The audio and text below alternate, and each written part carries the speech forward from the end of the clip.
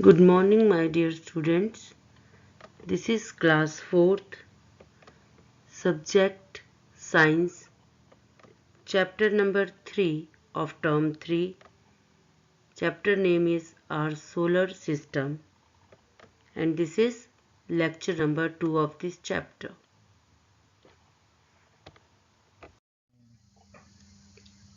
In our previous lecture, we have studied about stars, the sun, the planet,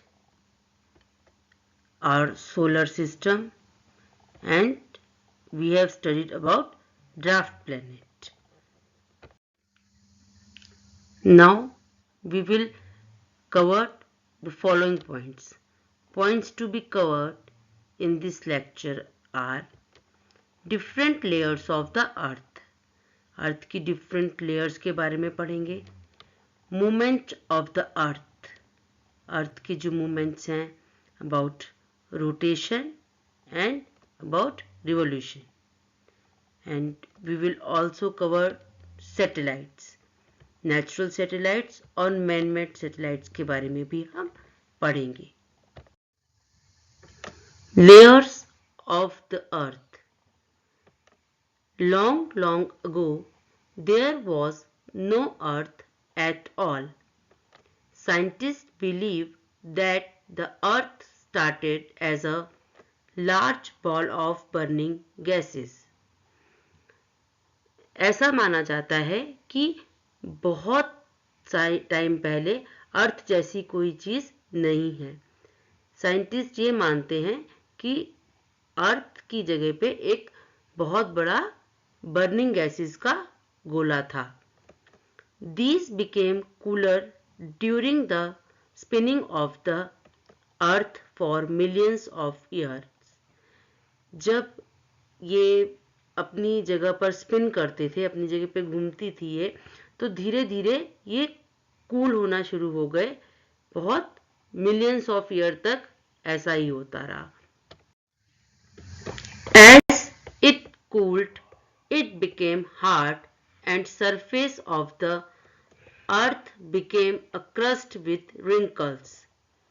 जैसे जैसे ये ठंडा होता गया, ये जो बर्निंग गैसेस का जो ह्यूज बॉल था, ये जब स्पिनिंग की वजह से ठंडा होता गया तो इसकी सरफेस हार्ड हो गई और एक क्रस्ट मतलब एक खुरदुरी सी सतह बन गई जिसमें रिंकल्स थे. The wrinkles became the mountain ranges. Wrinkles जो थे वो माउंटेन रेंजेस बन गए. Water of the rain collected into the low-lying places and slowly became oceans, seas, rivers and lakes. और जो रेन वाटर था वो धीरे धीरे लो प्लेसेस पे, निचली सतहों पर कलेक्ट होता गया और धीरे धीरे ओशंस, सी, रिवर और लेक बन गए. Below the crust, a thick layer of mantle is present. It is made up of a mixture of rocks and metals.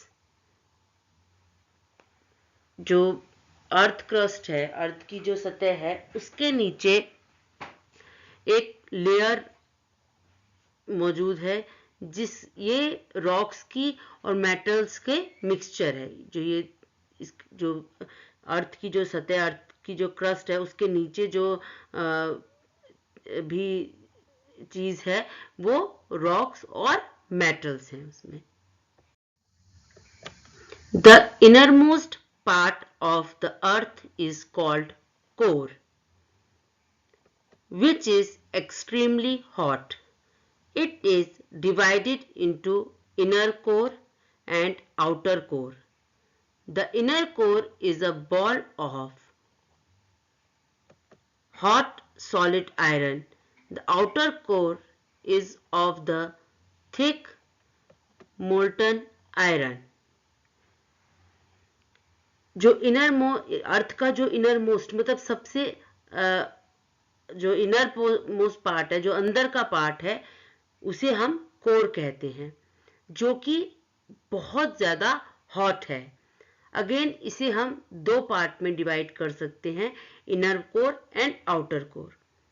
जो इनर कोर है वो सॉलिड आयरन का बना हुआ है, वो बॉल है एक, जैसे बहुत सॉलिड आयरन हो।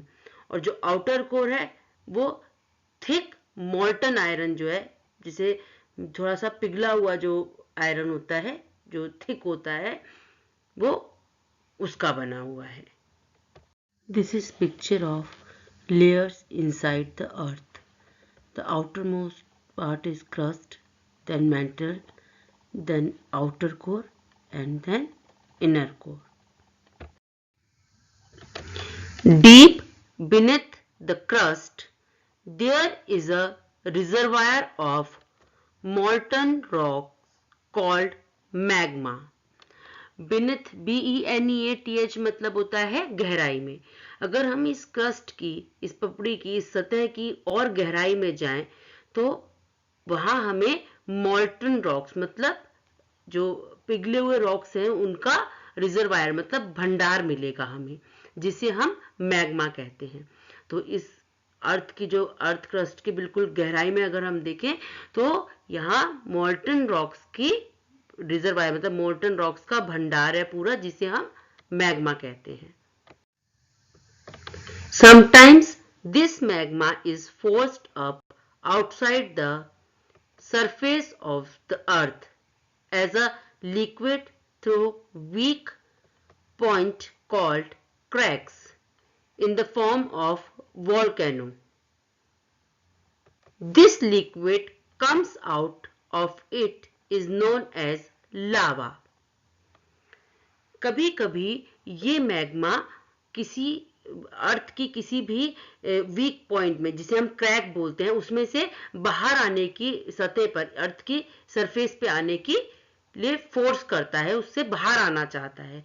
तो जो भी अर्थ पे जो वीक पॉइंट, जिसे हम क्रैक्स बोलते हैं, जहां से वो बाहर की तरफ निकल आता है, जिसे हम वॉल्केनो कहते हैं, ज्वालामुखी कहते हैं, उसमें से ये जो मॉल्टन रॉक्स हैं, जो मैग्मा है, वो बाहर निकल आता है। और जब ये लिक्विड बाहर आ जाता है तो इसे हम लावा कहते हैं। Do you know Olympus Mons is a large shield volcano on the planet Mars. It is stands almost 3 times as tall as Mount Everest height above the sea level. Olympus Mons जो एक volcano की shield है जो Mars planet पे है, वो इतनी बड़ा है जितना कि माउंट एवरेस्ट की हाइट, अगर हम सी लेवल से अगर हम मेजर करें तो लगभग इसका 3 गुना है। इतना बड़ा ये वॉल्केनो शील्ड है। Movement of the earth. Earth, हम सबको पता है कि अर्थ सन के चारों ओर चक्कर लगाती है। Now we will see the movement of the earth. Earth की क्या मूवमेंट्स होती हैं? The earth is moving all the time. It shows two different types of movement, namely rotation and revolution. Earth हमेशा, हमें पता है कि हमेशा ही घूमती रहती है, बट वो इतना स्लो घूमती है कि हमें पता ही नहीं चलता। ये डिफरेंट टाइप के मूवमेंट शो करती है, जिसे हम रोटेशन एंड रिवोल्यूशन कहते हैं। ROTATION rotation and REVOLUTION revolution. Rotation. Like a top, the earth spins on its axis. The axis is an imaginary line which passes through north and south pole of the earth. it is slightly tilted. This spinning movement of the earth is called rotation. Now what is rotation? जैसे कि एक top होता है, उसी तरह से अर्थ अपनी axis की ऊपर घूमती है. अपना जो उसका एक एक्सिस होता है उसी के ऊपर, जैसे हम लकड़ी का जो टॉप है वो देखते हैं कि वो अपने एक एक्सिस होता है और उसी के चारों तरफ घूमता रहता है. इसी तरह सेम अर्थ भी ऐसे ही रोटेट करती है अपनी एक्सिस पे. एंड ये जो एक्सिस है ये एक इमेजिनरी लाइन है जो एक्चुअल में नहीं है, लेकिन उसे हम इमेजिन कर लेते हैं. और ये नॉर्थ और साउथ पोल से, अर्थ के नॉर्थ पोल से लेके साउथ पोल तक हम इसे इमेजिन करते हैं. और उसी लाइन के ऊपर, उसी एक्सिस के ऊपर ये अर्थ रोटेट करती है. और ये थोड़ी टिल्टेड है, मतलब थोड़ी सी झुकी हुई है. इसी स्पिनिंग मूवमेंट को हम रोटेशन कहते हैं. जैसे एक टॉप रोटेट करता है अपने एक्सिस पर, ऐसे ही अर्थ अपने एक्सिस पर रोटेट करती है, थोड़ी स्लाइटली टिल्टेड फॉर्म में, मतलब थोड़ी झुके हुए फॉर्म में. इस स्पिनिंग मूवमेंट को ही हम रोटेशन कहते हैं. There is another imaginary line called the equator run along the central bulge of the earth, separating the northern from the southern half. इसी तरह एक इमेजिनरी लाइन इक्वेटर है जो अर्थ को दो इक्वल पार्ट में, सदर्न हाफ और नदर्न हाफ, ऊपर का पार्ट नदर्न हाफ और नीचे का सदर्न हाफ, इसमें डिवाइड करती है. इसे हम इक्वेटर कहते हैं. ये हमने अपने ईवीएस के चैप्टर्स में भी बहुत अच्छे से, एसएसटी के चैप्टर्स में भी बहुत अच्छे से पढ़ा हुआ है कि इक्वेटर्स क्या है, जो एक अर्थ को टू इक्वल हाफ में डिवाइड करती है. The half of the globe towards North Pole is called Northern Hemisphere, and globe towards South Pole is known as Southern Hemisphere. The Earth completes its one rotation in 24 hours. Rotation of the Earth causes day and night. एक globe एक तरह से अर्थ ही है, तो जो globe को जो towards north pole की तरफ जो हाफ आता है उसे हम नदर्न हेमिस्फीयर कहते हैं, और जो हाफ साउथ पोल की तरफ आता है उसे हम सदर्न हेमिस्फीयर कहते हैं. इस तरह से अर्थ दो हेमिस्फीयर में डिवाइड है, नदर्न हेमिस्फीयर जो नॉर्थ पोल की तरफ है एंड सदर्न हेमिस्फीयर जो साउथ की तरफ है. अर्थ अपना एक रोटेशन, मतलब अपनी ही एक स्पिनिंग को कंप्लीट करने में 24 आवर्स लेती है, और इसी रोटेशन की वजह से डे और नाइट होते हैं. ये तो this is very important that rotation of the earth causes day and night. Rotation, earth की रोटेशन की वजह से ही. This is picture of how rotation of the earth causes day and night. तो जो जिस तरफ सनरेज होंगी, सनलाइट होगी, उस पोर्शन में डे होगा और दूसरे पोर्शन में नाइट. और जब रोटेट करके जो नाइट वाला पोर्शन है वो सनरेज तक आ जाएगा, सनरेज उस पर पहुंचने लगेंगी, तो वहाँ पे डे होगा और दूसरे पोर्शन में night. Do you know The longest day of the year is 21st June. 21st June year का सबसे लंबा दिन होता है. The shortest day of the year is 22nd December. और ईयर का सबसे छोटा जो दिन है वो 22nd December है. Revolution. The earth also moves around the sun.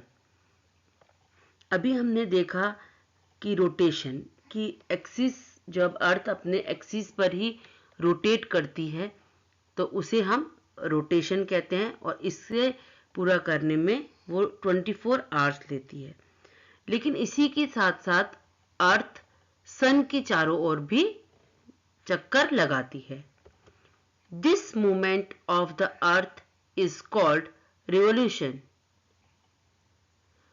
जब अर्थ सन के अपने स्पिन पर रोटेट करते हुए सन के चारों तरफ चक्कर लगाती है, उसे हम रिवॉल्यूशन कहते हैं।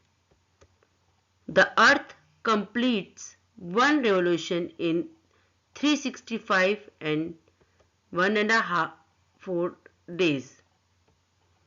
तो लगभग अर्थ इस रिवॉल्यूशन को कंप्लीट करने में 365 and 1/4 days लेती है। इसे हम रिवॉल्यूशन कहते हैं। The revolution of the earth and tilt in the earth's axis cause changes of season.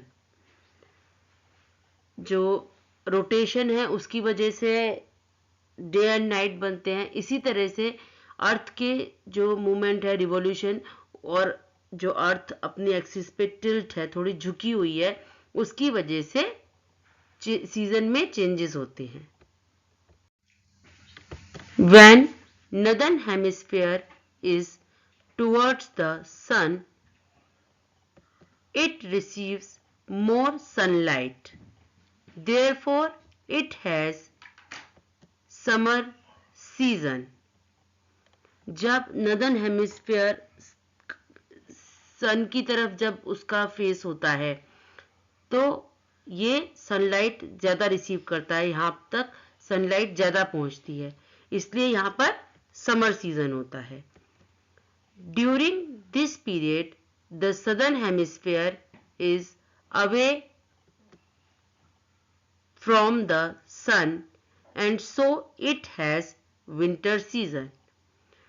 अब जिस टाइम पे नदर्न हेमिस्फीयर में ज़्यादा सनलाइट पहुंच रही है तो उस टाइम जो सदर्न हेमिस्फीयर है वो सन से थोड़ा ज़्यादा दूर होता है, तो इसलिए वहाँ पर विंटर सीजन होती है।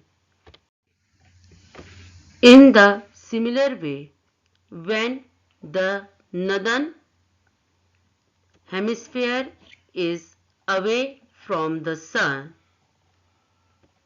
it is winter season in northern hemisphere and summer season in southern hemisphere। इसी तरह से जब घूमते हुए अपने एक्सिस पे घूमते हुए जब सदर्न हेमिस्फीयर अर्थ सन के ज़्यादा पास हो जाता है तो वहाँ पर सनलाइट ज़्यादा पहुँचती है, इसलिए उस टाइम सदर्न हेमिस्फीयर में समर सीजन होता है, और नदर्न हेमिस्फीयर दूर हो जाता है तो उस टाइम पे नदर्न हेमिस्फीयर में विंटर सीजन होता है। इस तरह से सीजन जो है वो चेंज होते हैं। This is picture of revolution of the earth causes season. कैसे जहाँ सनलाइट डायरेक्ट पहुँचती हैं तो वहाँ पे पहले वो पोर्शन में समर होता है और दूसरे पोर्शन में विंटर होता है।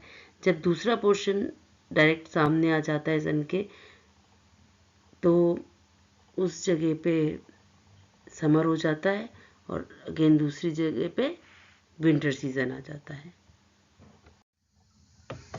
Satellites. Satellites are the objects that revolve around a planet in a fixed orbit।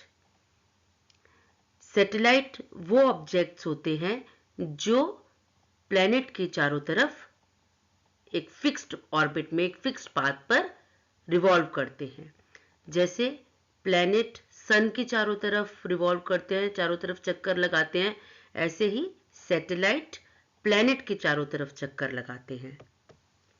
The moon is a natural satellite of our planet earth. हमारी अर्थ का नेचुरल सैटेलाइट जो है वो मून है। Scientists are also launching many artificial satellites or man-made to get a lot of information through them. Scientists natural के अलावा जो artificial satellites हैं, जो मैन-मेड हैं, वो भी बहुत लॉन्च कर रहे हैं ताकि उन्हें ज़्यादा से ज़्यादा इंफॉर्मेशन मिल सके। The first artificial satellite Sputnik 1 was launched by the Russian in the year 1957. First artificial means man-made satellite जो है वो स्पुतनिक 1 है, जिसे रशिया ने 1957 में लॉन्च किया था। Since then, many countries have launched the satellites into space. उसके बाद से काफ़ी कंट्रीज अपनी अलग-अलग सैटेलाइट्स स्पेस में लॉन्च कर चुके हैं। This is picture of Sputnik 1, satellite Sputnik 1 की ये पिक्चर है। Artificial satellite Aryabhatta was launched into space on 19th April 1975 by the Indians. India का जो फर्स्ट आर्टिफिशियल सैटेलाइट आर्यभट्ट था उसे 19 अप्रैल 1975 को लॉन्च किया गया था। Some other important satellites of India are Rohini, Chandrayaan 1, Bhaskar and INSAT series. जो और दूसरे इंपॉर्टेंट सैटेलाइट्स हैं वो रोहिणी, चंद्रयान 1, भास्कर और इनसेट सीरीज हैं। ये स्पेस में लॉन्च किए गए और इनसे काफ़ी इंफॉर्मेशन हमें मिल सकी है। Now recall of this chapter. In this chapter we have studied about different layers of the earth. हमने अर्थ की डिफरेंट लेयर्स के बारे में पढ़ा। Movement of the earth, earth की जो मूवमेंट्स होती हैं, रोटेशन एंड रिवॉल्यूशन। हमने रोटेशन और रिवॉल्यूशन के बारे में पढ़ा कि रोटेशन की वजह से, रोटेशन ऑफ द अर्थ की रोटेशन की वजह से डे एंड नाइट होती हैं, and revolution of the earth causes seasons, revolution की वजह से सीजन्स बनते हैं। And we have studied about satellites, natural satellite and man-made satellites of the earth. So this is all about today's lecture. Now today's homework. On the basis of today's lecture, answer the following question. Question number 4. What are the 3 layers of the earth? Question number 5. Difference between rotation and revolution. So you have to answer these questions. Now homework solution. I have given question, answer the following questions. So question number 1. What do you understand by the solar system? Answer is the sun, the 8 planets and their moon are collectively called the solar system. Question number 2. What are the difference between planet and moon?